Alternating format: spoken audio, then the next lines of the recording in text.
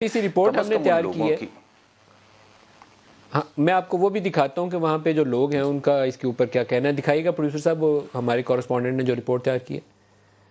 اس وقت ہم کماڑی کے علاقے ریلوے کالونی میں موجود ہیں جو کہ سب سے زیادہ اس زہریلی گیس سے متاثر علاقہ دکھایا جاتا ہے. یہ گیس اتنی خطرناک یہاں پر رہائش پذیر لوگ بتاتے ہیں کہ جو یہاں پر نہ صرف 3 اموات ہوئیں بلکہ کوئی 200 کے قریب لوگ اس سے متاثر ہوئے. مختلف اسپتالوں میں ان کا علاج ہوا. کچھ واپس آئیں, کچھ اپنے رشتہ داروں کے گھر جا چکے ہیں.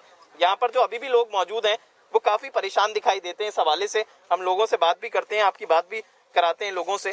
سر کیا سمجھتے ہیں کتنی پریشانی ہو رہی ہے, سانس لینے میں کتنی دشواری ہے؟ بہت زیادہ پریشانی ہے. یہاں لوگ یہ آنکھیں جل رہی ہیں اور جو جن کو سانس کی اور دمے کی بیماری ہے وہ تو کھڑے کھڑے گر رہے ہیں. کل بھی ایک میرا دوست یقین کرو گلی میں کھڑا ہوا تھا تو بات کرتے کرتے اس کو چکر ہے اور گر گیا. اچھا, میں تو اس چبھن کو محسوس کر پا رہا ہوں جو آنکھوں میں ہو رہی ہے, سانس لینے میں جو مشکلات ہیں وہ محسوس کر پا رہا ہوں. ہمارے ناظرین کو بتائیے گا کہ کتنی خطرناک ہے یہ کافی حد تک خطرناک ہے, کچھ کہہ نہیں سکتے. ابھی ہمارے کئی بندے اس میں, میرے دوست کی والدہ تقریباً اس کو میں خود اسپتال بخول خود لے کے گیا تھا اور ان کی حالت ایسی ہو گئی تھی کہ یہاں سے خود چل کے بیٹھی ہیں, وہاں اسپتال میں پہنچی تو ان کی حالت بہت غیر ہو گئی تھی. اچھا سر, کیا سمجھتے ہیں یہاں پہ رہنا کتنا مشکل ہوا اس وقت؟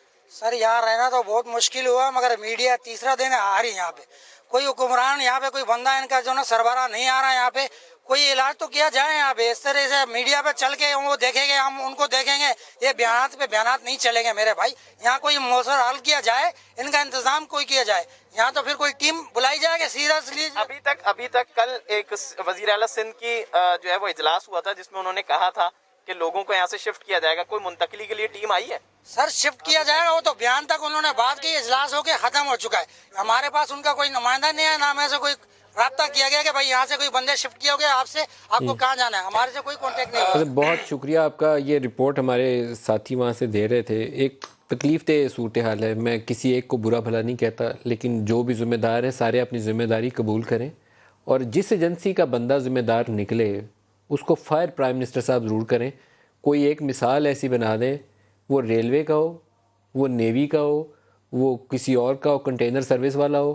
یہ سندھ حکومت والا ہے تو سندھ حکومت والے کریں, لیکن 3-4 بندے 6 بندے جو ہے فائر کریں, ان کو سزا دیں. اپنے لوگ ہیں جن کے ساتھ یہ ظلم ہوا.